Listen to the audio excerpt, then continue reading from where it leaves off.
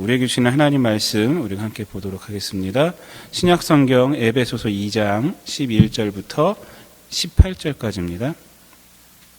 그러므로 생각하라. 너희는 그때에 육체로는 이방인이요 손으로 육체에 행한 할례를 받은 무리라 칭하는 자들로부터 할례를 받지 않는 무리라 칭함을 받는 자들이라. 그때 너희는 그리스도 밖에 있었고 이스라엘 나라 밖의 사람이라. 약속의 언약들에 대하여는 외인이요 세상에서 소망이 없고 하나님도 없는 자이더니 이제는 전에 멀리 있던 너희가 그리스도 예수 안에서 그리스도의 피로 가까워졌느니라. 그는 우리의 화평이신지라. 둘로 하나를 만드사 원수된 것 그 중간에 막힌 담을 자기 육체로 허시고 법조문으로 된 계명의 율법을 폐하셨으니 이는 이 둘로 자기 안에서 한 세 사람을 지어 화평하게 하시고 또 십자가로 이 둘을 한 몸으로 하나님과 화목하게 하려 하심이라. 원수된 것을 십자가로 소멸하시고 또 오셔서 먼데 있는 너희에게 평안을 전하시고 가까이 데 있는 자들에게 평안을 전하셨으니 이는 그로 말미암아 우리 둘이 한 성령 안에서 아버지께 나아감을 얻게 하려 하심이라. 아멘. 이 말씀을 가지고 예수님의 화평의 방법이 아니라 결과입니다. 결과. 주보에는 잘 나왔는데 제가 잘못 썼네요. 예수님의 화평의 결과라는 제목으로 함께 은혜를 나누도록 하겠습니다. 제가 요즘 북한 동포돕기라고 이제 여기 캐나다에 있습니다. 근데 이제 거기서 제가 임원으로 지금 일을 하고 있는데 그러면서 한국의 북한과 한국의 평화적인 통일에 대해서 우리가 함께 기도도 하고 같이 생각도 많이 하고 있습니다. 그래서 제가 곰곰이 생각을 해봤어요. 우리나라 지금 북한 지금 전 세계의 유일한 분단 국가 아닙니까? 자그마한 국가인데 얼마나 작은 국가예요. 근데 그 자그마한 국가가 또 나눠져 있습니다. 이념으로 유일하게 지금 나눠져 있어요. 어떻게 하면 통일이 될까? 어떻게 하면 통일이 될까? 일단은요, 통일이 되려면 뭐가 선행이 돼야 됩니까? 우리가 봤을 때. 지금 38선으로 나눠져 있잖아요? 이 38선이 없어져야 돼요. 예? 38선이 없어져야 됩니다. 우리가 서울에서 평안까지 가는 게 얼마나 가깝습니까? 근데 실질적으로는 갈 수가 없어요. 그래서 가장 먼 거리가 돼버렸어요. 얼마나, 차로 가면 몇 시간뿐이 안 되는데, 38선이 없어져야 돼요. 38선이 없어지고, 그 다음에 어떻게 돼야 통일이 됩니까?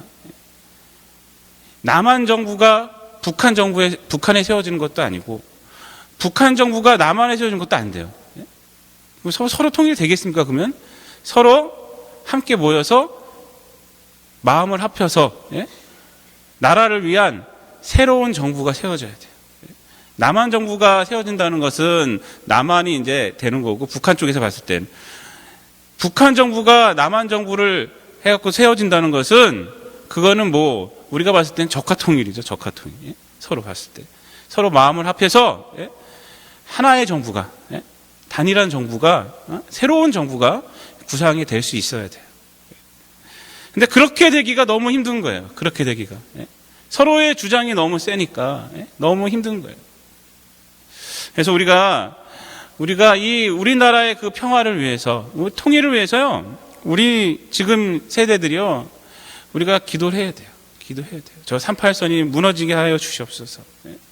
서로가 좀 양보를 하고, 새로운 정부, 나라를 위한 정부, 국민을 위한 정부가 탄생할 수 있게 하여 주시옵소서. 라고 우리가 기도를 좀 세게 좀 해야 됩니다. 오늘 말씀은요, 그 화평에 대한 말씀이에요. 화평에 대한 말씀. 예수님이 바로 이방인과 유대인의 화평이 되셨고, 또 예수님이 하나님과 인간들의 화평이 되셨다라는 말씀이 바로 오늘 말씀이에요. 에베소서 2장은 사실 이게 주입니다. 주.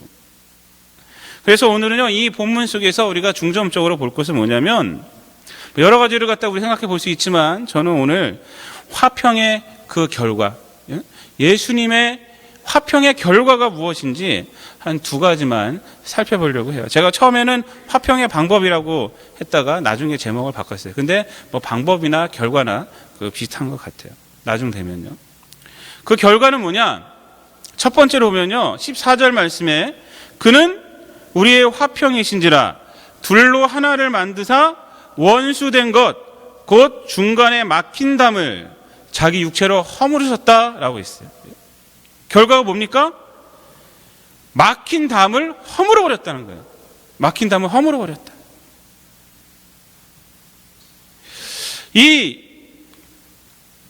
여기서 이 담이라고 말한 것은요, 사도 바울이 특별히 담이라고 말한 이유가 있습니다. 왜냐하면 당시 유대인의 성전에는요, 이방인이 들어갈 수가 없었어요.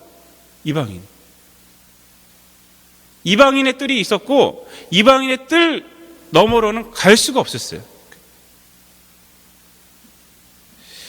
그래서 지금 사도 바울이요, 담이라는 용어를 쓴 거예요. 우리나라 만약에 상황이었으면 무슨 용어를 썼을 것 같습니까? 철조망을이라고 썼을 것 같아요. 38선. 예? 건너갈 수 없는 38선을 허물어버렸다, 이렇게 했을 것 같아요. 사실 이 담에는요, 이 성전의 이 담에는요, 경고문도 있었다고 합니다. 1871년에 예루살렘에서 돌판 하나가 발견이 되었습니다. 근데 그 돌판에 어떤 말이 써 있었냐면, 어느 나라 사람이든지 이방 사람은 이 담 안에는 들어오지 못함. 만일에 들어오게 되면 죽을 것임. 그러나 그 책임은 본인에게 있음이라는 그러한 돌판 하나가 예루살렘에서 발견했다고 그래요. 이 성전에 그 담에 이런 경고문도 붙여 있었다는 거예요. 사실 사도 바울이요, 여러분 사도 바울이 어떻게 돌아가셨습니까? 로마까지 가서 재판을 받았어요. 그래서 이제 거기서 순교를 당했다고 우리가 이제 알고 있는데, 로마까지 가서 재판을 받게 된 계기가 뭐냐 이거예요. 그것이 바로 이 담 때문에 그래요.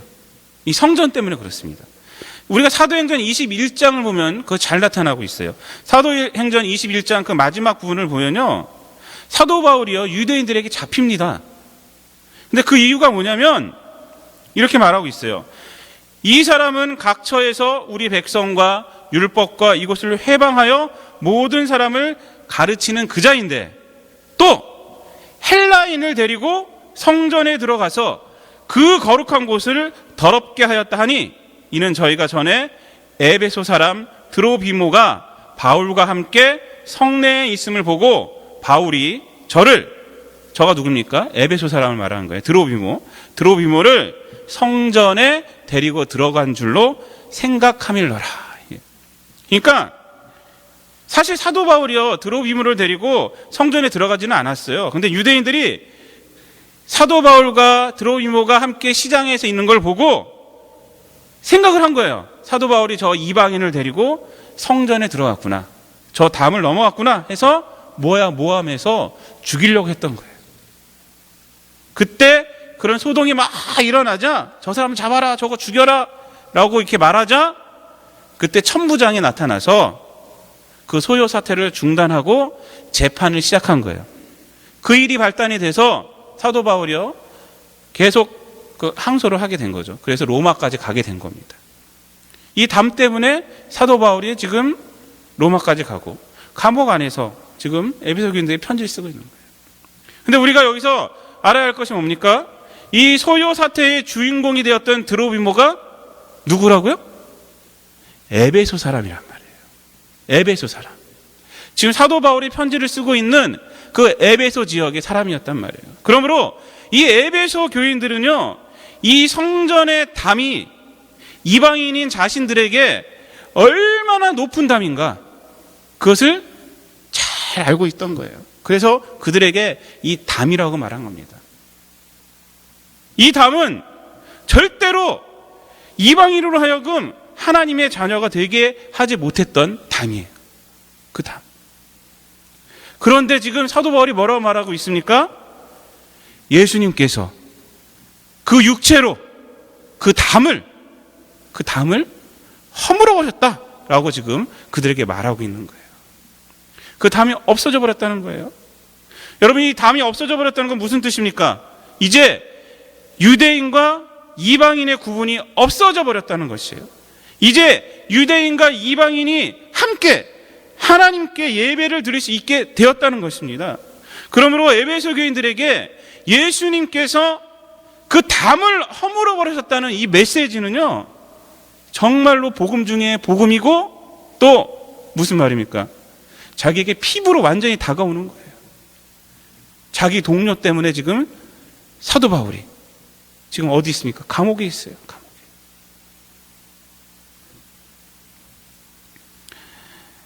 여러분, 예수님의 이 화평의 사역은요, 이렇게 율법으로 또 태생적으로 이방인이 어떻게 할 수 없었던 그 막힌 담을 허물어버리는 그런 결과를 갖게 오게 된 거예요. 가져온 거예요. 가져온 거예요. 구약 이사야서 11장에 보면요, 예수님의 이러한 화평의 사역에 대해서 벌써 예언을 이렇게 하셨어요. 이사야서 11장 6절부터 9절까지 말씀을 보면요, 얼마나 감동이 되는지 몰라요.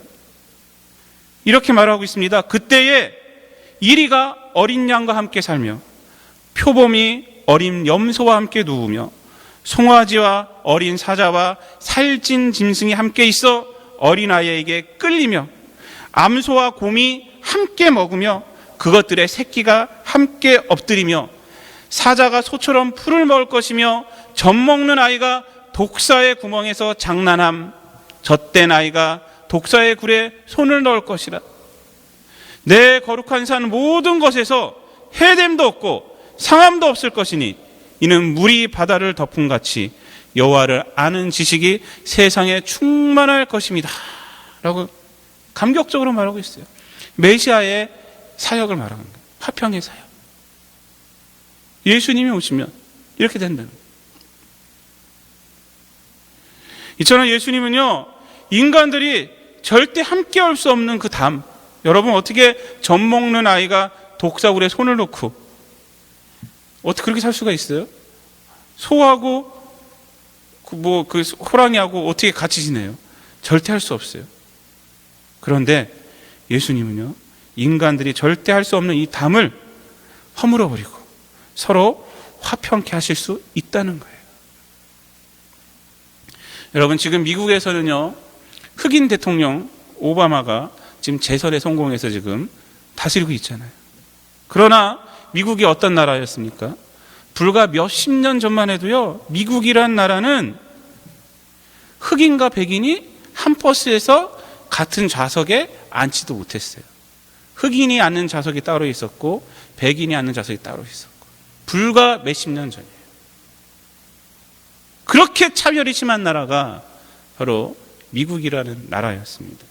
그러나 그 시기에 마르틴 루터 킹 주니어 목사님이 나타났어요. 이분은 노벨 평화상도 받았어요. 근데 이분 연설 중에 I have a dream이라는 아주 유명한 연설이 있지 않습니까? 지금까지도 미국에서 역사상 가장 유명한 연설 중에 하나로 꼽히는 연설, I have a dream. 마르틴 루터 킹 주니어 목사님이 한 거예요. 그분이요, 이렇게 연설을 합니다. 나에게는 꿈이 있습니다. 언젠가 이 나라가, 우리는 모든 인간이 평등하게 창조되었다는 사실을 분명하게 받든다는 신념의 분명한 의미를 드높일 날이 올 거라는, 나에게는 꿈이 있습니다. 언젠가 조지아의 붉은 언덕 위에 예전에 노예였던 부모의 자식과 그 노예의 주인이었던 부모의 자식들이 형제의 식탁에 함께 둘러앉은 날이 오리라는, 나에게는 꿈이 있습니다. 언젠가 불의와 억압의 열기에 신음하던 저 황폐한 미시시피 주가 자유와 평등의 오아시스가 될 것이라는, 나에게는 꿈이 있습니다. 나의 네 자녀들이 피부색이 아니라 인격에 따라 평가받는 그런 나라에 살게 되는 날이 오리라는, 나에게는 꿈이 있습니다. 엘리베마주가 변하여 흑인 소년 소녀들이 백인 소년 소녀들과 손을 잡고 형제 자매처럼 함께 걸어갈 수 있는 상황이 되는 꿈입니다. 오늘 나에게는 꿈이 있습니다. 언젠가 모든 계곡이 높이 솟아오르고 모든 언덕과 산은 낮아지고 거친 곳은 평평해지고 굽은 곳은 펴지고 하나님의 영광이 나타나 모든 사람들이 함께 그 광경을 지켜보는, 이것이 우리의 희망입니다. 이렇게 연설했어요. 마르틴 루터 킹 주니어 목사님의 이 연설은요, 마치 이사야서의 그날을 보는 것 같아요. 암소와 사자가 함께 뛰어놀고 그날을 보는 것 같은 그 내용을 당시의 상황에 변경시킨 것 같습니다. 마르틴 루킹 주니어 목사님은요, 분명히 그날이 올 것을 믿었어요. 주 안에서 우리가 올 것이다 믿었어요. 그리고 그 믿음을 가지고 그가 행동한 거예요. 행동한 거예요. 그리고 오늘날 어떻게 됐습니까? 미국이란 나라는 백인과 흑인이 함께 걸어가는 나라가 됐어요. 그리고 오늘날 흑인 대통령이 지금 다스리는 나라가 되었단 말이에요. 여러분, 예수님은요, 화평의 주님이십니다. 서로를 원수되게 하는 막힌 담을 허무심으로 화평케 하시는 분이에요. 내가 어찌할 수 없는 담을 예수님께서는요, 허무심으로 화평케 하실 수가 있습니다. 여러분, 예수님께서 막힌 담을 허무셨다는 것은요, 인류사에서 피부색으로 나눠진 담, 남성과 여성으로 나눠진 담, 종교로 나눠진 담, 물질로 나눠진 담, 이념으로 나눠진 담을 예수님께서 허무시고 화평케 하실 수 있다는 말입니다. 또한 개인 관계에서 개인의 힘으로 어찌할 수 없는 그 오해의 담들, 여러 가지 미움의 담들을 예수님께서는 허물고 화평케 하실 수 있다는 말입니다. 또한 영적으로는 죄의 담을 허물어 버리심을 뜻하기도 합니다. 죄인된 인간이 하나님께 나아갈 수 없는 그 담, 죄인의 능력으로는 어찌할 수 없는 그 담, 그 죄의 담, 그 죄의 담을 예수님께서 육체로 허무심으로 우리로 하여금 하나님과 화목해 하셨다는 것을 의미하기도 합니다. 그러므로 우리는 현실의 인간의 능력으로 여러 해결할 수 없는 문제가 있다면 그것을 가지고 예수님께 나아가야 돼요. 왜? 예수님이 해결해 줄 수 있기 때문에 그래요. 기도해야 한다는 말입니다. 특히 우리나라는 남과 북으로 나눠져 있어요. 불가능한 것 같아요. 그러나 우리는 마르틴 루터 킹 주니어 목사님처럼 화평의 주님을 바라보면서 믿음을 가지고 계속 기도하고 그 믿음으로 행동할 때 통일은 다가오는 거예요. 다가오는. 또한 우리 개인의 막힌 담을 위해서도 우리가 기도해야 합니다. 오늘날 숱한 인간관계가 많이 깨어져 있습니다. 깨어진 삶을 회복하는 것은요, 정말 힘들어요. 가정이 깨어져 있고, 친구 간의 관계가 깨어져 있고, 동료 간의 관계가 깨어져 있고, 그러나 원수된 것을 육체로 허무신 예수님을 의지할 때 깨어진 삶이 다시 회복할 수가 있습니다. 예수님을 여러분 의지하시길 바랍니다. 예수님께 나아오시기를 바랍니다. 우리 주님은 분명히 이 깨어진 관계를 회복하게 하시고 화평케 하실 것입니다. 무엇보다도 우리의 영적인 문제를 가지고 예수님께 나와야 합니다. 인간의 모든 문제는 죄의 문제에서 출발하는 것입니다.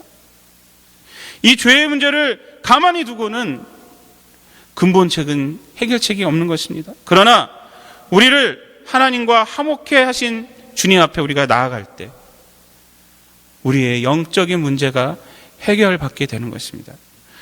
우리가 어찌할 수 없는 담을 허물어 버리시고 인간과의 관계를 화평케 하고 하나님과의 관계를 화목해 하신 예수님께 여러분을 나아가시는 성도님들이 되시기를 바랍니다.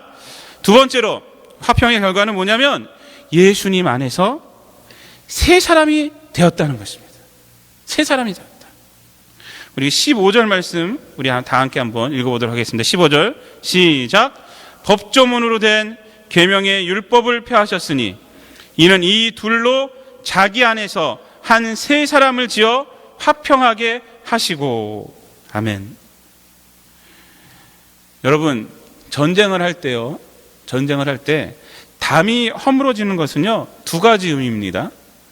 공격하는 쪽에서는 성을 탈취할 수 있다는 의미이고요, 수비하는 쪽에서는 성을 이제 빼앗길 수밖에 없구나라는 것을 의미해요. 우리가 그 대하 사극이나 이런 거 보면요, 고구려하고 뭐 이렇게 싸우는 걸 보면요, 그래요. 저 성을 공격하라 하고 올라가 버려서 그 성벽을 무너버리든가 아니면 문을 갖다 열어버리면 밖에서 공격했던 사람들이 싹 들어가서 그 성을 탈취해버리는 거예요. 담이 허물어진다는 것은요, 전쟁에서는 그런 의미입니다. 그러나 오늘 본문에서 예수님이 막힌 담을 허무셨다는 것은요, 한쪽에는 승리요, 다른 한쪽에는 패배를 의미하는 것이 아닙니다.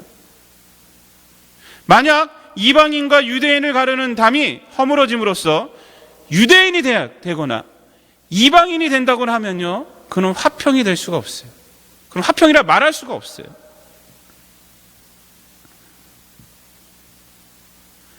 우리가 15절 말씀 우리가 읽었지만은 그 말씀에서 뭐라고 말합니까? 이 둘로 자기 안에서 한 세 사람을 지어 화평하게 하셨다. 그래요. 세 사람이란 이 단어에 우리가 주목해야 돼요. 주목해야 돼요. 예수님이 화평케 하신 방법은요, 누구의 편을 지지하셨기 때문이 아닙니다. 예수님 안에서 세 사람을 만드심으로 화평케 하셨다는 거예요. 예수님 안에서 새로운 존재. 그리고 이 세 사람이 더 중요한 것은 뭐냐면 하나님과 화목하게 될 수 있는 존재라는 것이에요. 여러분, 이방인도 그 자체로는 하나님께 나아갈 수가 없어요. 유대인도 마찬가지예요. 유대인도. 고린도후서 5장 17절 말씀에 보면 이렇게 말하고 있습니다. 그런즉 누구든지 그리스도 안에 있으면 새로운 피조물이라.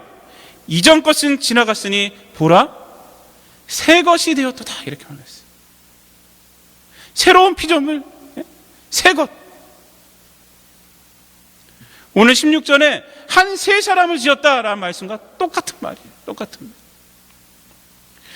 진정한 화평은요, 저 사람이 나와 같은 사람이 되기 때문에 되는 것도 아니고 내가 상대방과 같은 사람이 되기 때문에 이루어지는 것도 아닙니다. 예수님 안에서 새 사람이 될 때만, 그리스도 안에서 새로운 피조물이 될 때만 진정한 화평이 이루어질 수가 있는 것이에요. 이것이 바로 예수님의 화평의 방법이고 화평의 결과예요. 여기서 우리는 중요한 것을 깨달아야 합니다. 놓치지 말아야 할 것이 있습니다. 화평은 내가 예수님 안에서 새 사람이 되어질 때 나타나는 열매라는 거예요. 내가 예수님 안에서 새 사람이 되어질 때. 여러분, 아무리 교회를 열심히 다녀도 그리스도 안에서 새 사람이 되지 않으면 그 삶에 화평은 없는 거예요. 그래서 인간관계에서도 화평이 없고 물질 관계에서도 화평이 없는 것입니다. 그래서 신앙생활하면서 매일 외치는 것이 왜 하나님은 내 편이 아니냐고 그렇게 외치는 거예요. 불공평한 하나님만 외치는 것입니다. 여러분, 이스라엘 민족이 그러지 않았습니까? 광야에서 이스라엘 백성이 그랬어요. 하나님은요, 이스라엘 백성의 기도를 들으시고 그들을 애굽에서 벗어나는 자유를 주셨어요. 그리고 약속의 땅을 주시기로 했어요. 근데 광야 생활하는 동안에 어땠습니까? 그들은 늘 하나님께 원망을 했어요. 그들에게 하나님은 어떤 분이었냐? 늘 불공평한 하나님이었어요. 항상 그랬어요. 항상. 그래서 늘 불평하며 원망하며 그렇게 지냈던 거예요. 그 결과 어떻게 됐습니까? 출애굽 1세대는요, 약속의 땅 가나안에 2명을 제외하고는 들어가지 못했어요. 여호수아 갈렙 그 2명만 제외하고는 들어가지 못했어요. 우리가 신앙생활하면서 명심해야 할 것이 있습니다. 교회는요, 이 땅에서 내 생각대로 되어지게 하는 곳이 아니란 말입니다. 교회는요, 내 욕심을 채우는 곳이 아니라는 것이에요. 교회는요, 현재의 문제가 내 마음대로만 해결되어지게 하는 곳이 아니란 말입니다. 그럼 교회는 어떤 곳이냐? 교회는 지금의 문제가 내 마음대로가 아니라 하나님의 뜻대로 되기를 원하는 곳이에요. 교회는 내 인생을 주님께 맡기는 곳이에요. 교회는 내가 예수님 안에서 그리스도인이 되는 것이에요. 교회는 내가 예수님 안에서 새 사람이 되는 것이 바로 이 교회라는 것이에요. 우리 그걸 똑바로 알아야 됩니다. 예수님 안에서 새 사람이 되지 않고는요,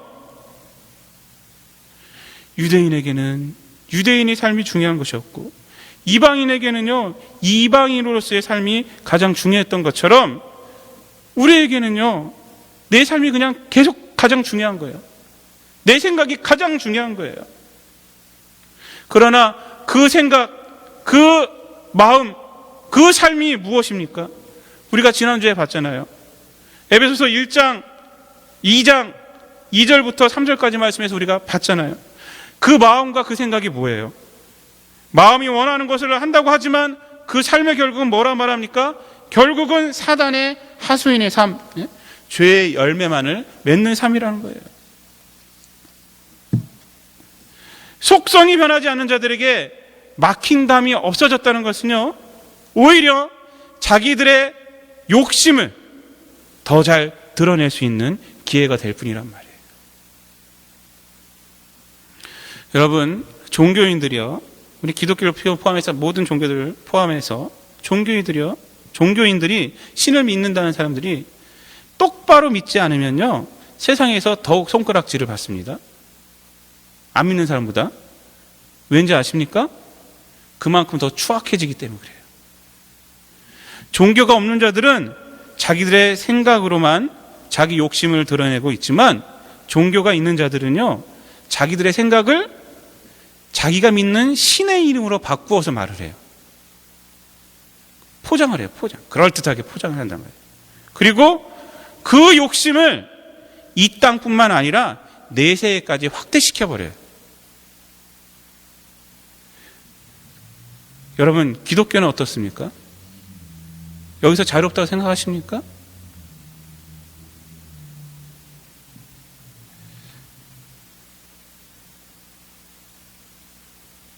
여러분은 어떻습니까? 여기서 자유롭다고 생각하십니까? 천국이란 개념이 어떤 개념이에요, 여러분?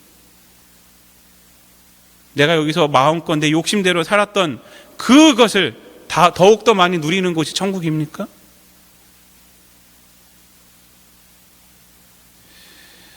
예수님은요, 이방인과 유대인을 화평케 하기 위해서 어느 쪽 한편을 드신 것이 아니에요. 어느 쪽 한편의 욕심만 채워준 것도 아닙니다.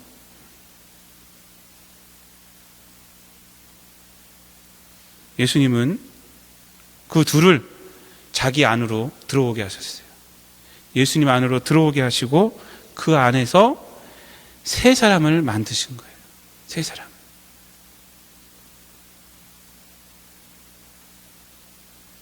그리고 예수님의 사람이 되게 하셨어요. 바로 이것이 예수님의 화평의 결과예요. 화평의 결과. 그래서 우리의 삶이요, 예수님 안에 있어야 세상에서 우리가 평안을 가지고 살아갈 수가 있는 거예요. 우리가 돈이 많아야, 명예가 있어야, 건강이 있어야 뭐 있으면 좋겠지만 그것으로 평안을 갖고 살아가는 것이 아니란 말이에요. 우리가 예수님 안에 있어야 돼요. 예수님 안에. 우리가 예수님 안에 있어야 하나님과 화목하게 되는 거예요. 하나님과. 그러므로 우리 믿는 자의 관심사는 항상 뭐가 돼야 되냐면, 내가 주님 안에 합당한 삶을 살아가고 있는가? 내가 주님 안에 있는가?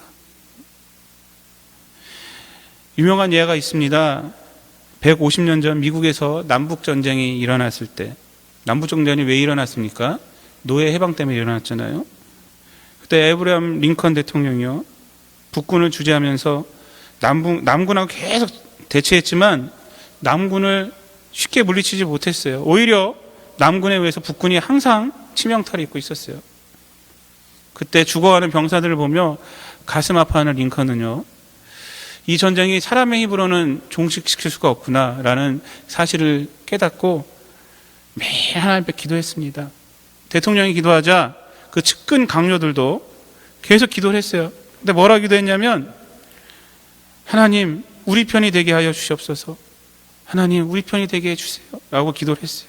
그때 링컨이요, 그들에게 이렇게 말을 합니다. 강요들에게 그렇게 기도하지 말라고, 그런 기도는 아예 하지 말아라 라고 말을 하면서 이렇게 말합니다. 하나님이 우리 편이 되어 주십사라고 기도하지 말고, 우리가 우리가 하나님 편이 되게 해달라고 기도해라 라고 이렇게 말을 했다고 그래요. 결국 북군이 승리해서 해방이 됐잖아요. 노예 해방이 됐어요. 노예. 여러분, 내가 예수님 안에 새로운 존재로 만들어지는 것이 중요해요. 그렇지 않으면 우리는 세상 사람들과도 화평할 수 없고요. 나아가서 하나님과도 화평할 수가 없어요. 예수님이 주시는 화평의 결과는요, 예수님이 내 편이 되는 것이 아니라 내가 예수님 안에서 새로 만들어지는 것임 우리가 명심하면서 예수님 안에서 늘 자신을 성찰하며 살아가시는 성도님들이 되시기를 바랍니다. 결론적으로 말씀을 드리겠습니다. 오늘 우리는 이 말씀을 가지고 예수님의 그 화평의 결과에 대해서 우리가 함께 살펴보았습니다. 화평의 결과는 뭐였습니까? 우리의 막힌 담이 허물어지는 것, 그리고 우리가 예수님 안에서 새로운 존재가 되는 것이었습니다. 여러분, 이 화평의 결과가 우리 크리스찬들에게 중요한 이유가 뭔지 아십니까?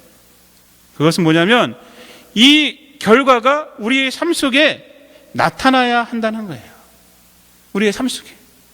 우리의 삶이 예수님 안에서 새로운 존재가 돼서 세상에 막힌 담을 허물는 그런 삶을 살아야 한다는 것입니다. 성 프란시스는 평화의 기도에서 이렇게 말하고 있잖아요. 평화의 기도 여러분 다 아시죠? 주여 나를 평화의 도구로 써주소서. 미움이 있는 곳에 사랑을, 다툼이 있는 곳에 용서를, 분열이 있는 곳에 일치를, 의혹이 있는 곳에 신앙을, 그릇됨이 있는 곳에 진리를, 절망이 있는 곳에 희망을, 어둠이 있는 곳에 빛을, 슬픔이 있는 곳에 기쁨을 가져오는 자가 되게 하소서. 이렇게 말하고 있습니다.